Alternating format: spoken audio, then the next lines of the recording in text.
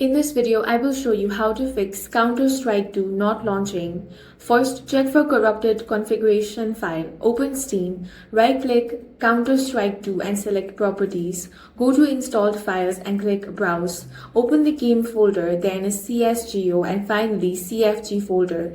Look for a file named autoexec.cfg. If you don't see the file extension, click View in the File Explorer and enable File Name Extensions. If an autoexec.cfg file is present, move it to another folder or delete it, then try launching the game again. If the game still won't start, return to CS2 installation folder, open game bin win64, then locate cs2.exe.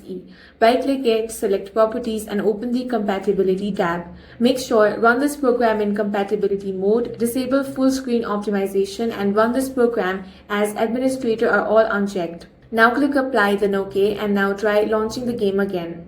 Next, update your graphic drivers. Open your graphic card software such as NVIDIA app, AMD software or Intel graphics software and install the latest available driver options. Finally, launch Steam as an administrator. Right-click the Steam shortcut and select Run as Administrator. If this resolves the issue, you can make it permanent as well. That's all for this video. If you found it useful, make sure to hit the like button and subscribe for more videos like this.